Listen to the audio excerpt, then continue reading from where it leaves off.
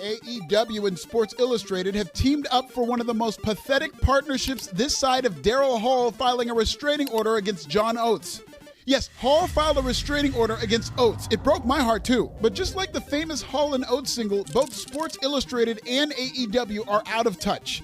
AEW peaked immediately after the CM Punk era, and they've had one false start after another. Most recently, Hangman Adam Page's failed world title run. Sports Illustrated has been defined by failure throughout most of this century, and after an AI scandal destroyed their brand, SI laid off their whole staff and are hanging on by a thread. Today, we're going to talk about two dying brands on their last stand and why a collaboration will do nothing but make both of them even bigger lolcows. Subscribe and Swahili. AEW sickos, your tribe has won Promotion of the Year from Sports Illustrated. These AI-generated awards from our team of make-believe authors are paid for by Tony Khan, because we've been broke. Your commemorative set comes with a replica of Tony Khan's Book of Storylines from 2025, including the first and only page he bothered to fill out. This rare collection also features a sample of the real-life glaze we used on Tony Khan from head to toe. Call today and receive a free helmet that every sicko needs for protection from themselves. Act now for this limited-time offer, which will disappear at the hint of any investigation for money laundering. Sports Illustrated assembled a rigged panel of sickos that understood the assignment to award AEW with a clean sweep of fake trophies. There was no fan vote.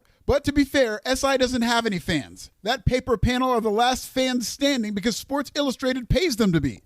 I'm just kidding. SI doesn't have any money. They didn't even consult with the AI that buried them to the point where they had to partner with Tony Khan. All told, AEW won 10 meaningless AI awards. SI awards, including Promotion of the Year and Male Wrestler of the Year Hangman Adam Page. We'll get to him later.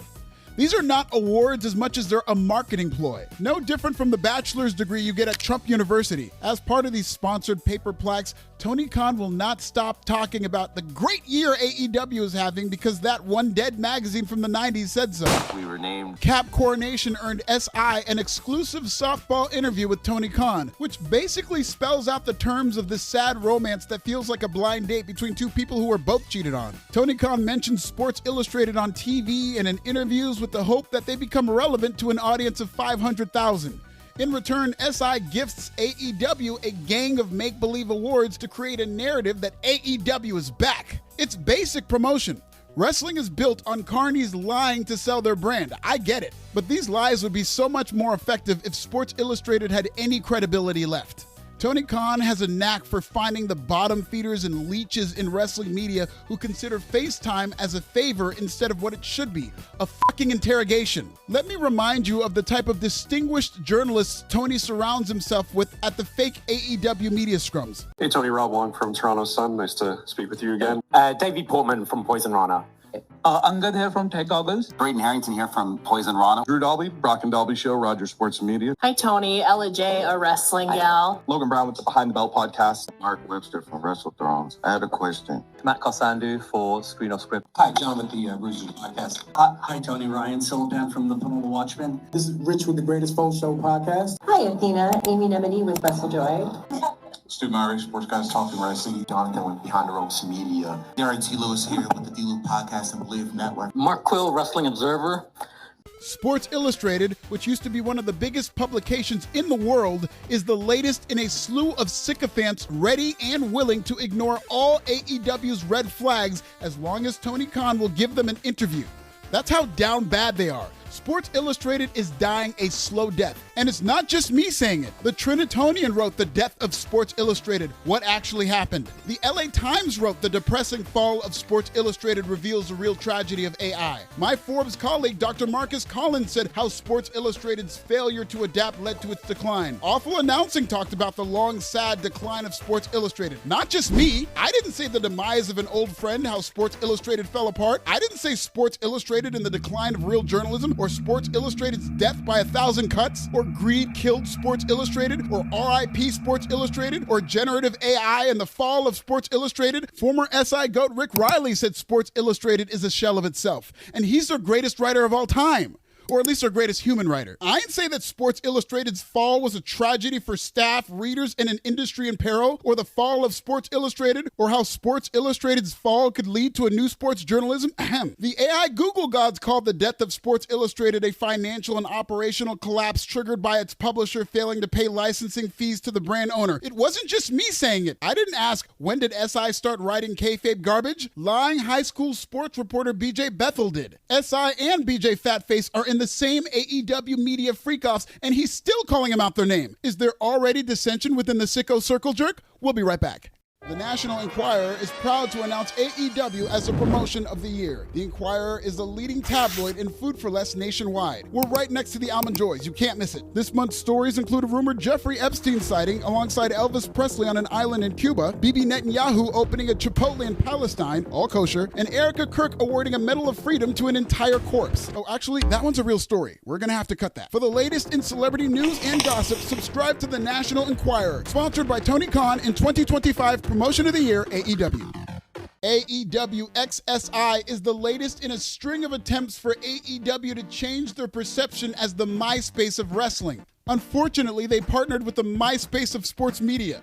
But Tony Khan knows this. Tony saw Sports Illustrated at their lowest point, and that carny vulture pounced. Now Tony Twitterfingers has turned a publication on life support into his own personal kayfabe cuckold. Even AEW head of PR Dave Meltzer said Tony Khan is a year late with this strategy, probably because Dave's jealous that now there's a publication glazing AEW harder than he does. I don't think I've brought it up on this app, but Tony Khan used to be a junior correspondent for the Wrestling Observer newsletter, which is exactly like writing for Sports Illustrated now. Sports Illustrated hasn't been relevant since that bad bitch Martha Stewart graced a cover. I see you, One Piece. Okay, take that off the screen. It's flu season and I don't want to come down with jungle fever. Famed publicist Norman Litke from The Larry Sanders Show explained the second law of thermodynamics by saying heat always passes from the hotter body to a cooler body, and never the other way around. Problem is, both AEW and Sports Illustrated are colder than Tony Khan's nickname, so that law does not apply to SI or the Snowman. When WWE began its comeback in 2021, the A-List Wrestling Company partnered with fellow A-lister Bad Bunny, a global superstar set to headline Jay-Z's Super Bowl. In 2023, WWE worked with Bad Bunny yet again to sell out Coliseo de Puerto Rico at Backlash in one of the greatest pay-per-views ever. The next year, Logan Paul had his first match at WrestleMania 38. The rest is history. When WWE got hot, they cozied up to other red-hot brands and everybody got over it. AEW and Sports Illustrated's partnership is more like the Turning Point collab with Nicki Minaj that isn't helping anybody. Conservatives are confused. Even Candace Owens has gone rogue on a rampage against Turning Point and their Manchurian boss, Erica Kirk, who's been mourning her late husband like she's Michael Jackson at Super Bowl 27. Everybody grieves different. Meanwhile, black and hip-hop communities are looking at Nicki like Queen WID. We'll be right back. MySpace.com is the official social media website of AEW, which was named MySpace.com's Wrestling Promotion of the Year. On behalf of Tom, we'd like to personally congratulate AEW for observing 7 of Tom's top 8 friends, with the 8th being Mystico of CMLL. MySpace and AEW share a lot in common, and we're excited for this dynamic partnership between two red-hot brands on the rise, as long as the check clears. AEW has been desperately trying to find itself since the Brawl In. Will Ospreay promised they'd restore the feeling. Adam Copeland cut an awkward rah-rah speech that one time on Dynamite. MJF dressed up like Triple H to cut his rah-rah speech in 2024. Jon Moxley just cut a rah-rah promo after winning the Convoluted Classic. In their biggest storyline of the year, Hangman Adam Page dethroned Mox to win the AEW World Championship at All In Texas. It was a great moment, but sadly, they could barely fill up the 800-seat 2300 arena on the next Dynamite.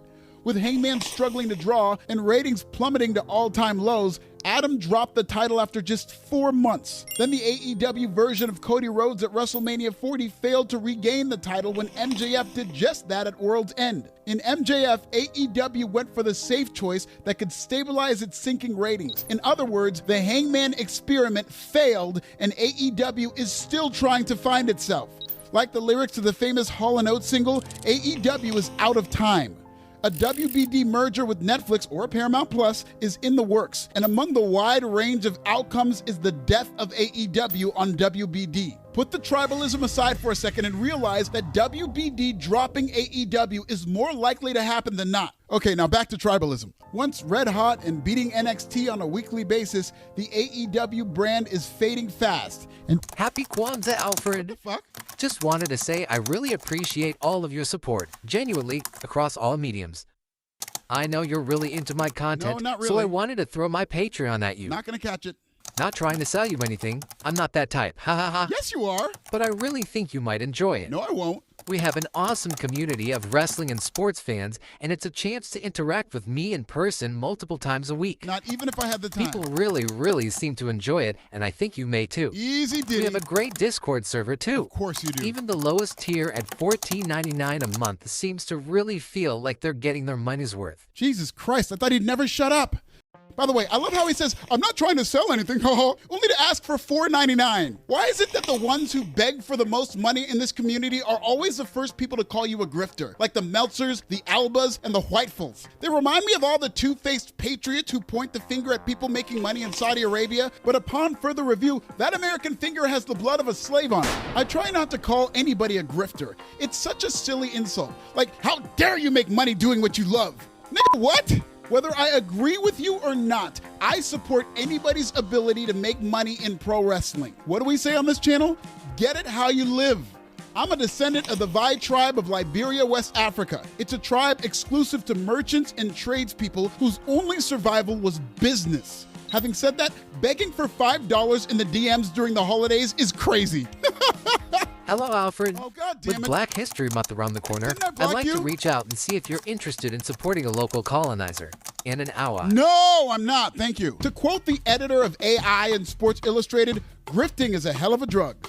God, that is the worst reference to Dave Chappelle and even Rick James I've ever heard in my African life. But let's just be glad he didn't call me an unstoppable nigger. Hard R. Closed captioning provided by AEW, The Game.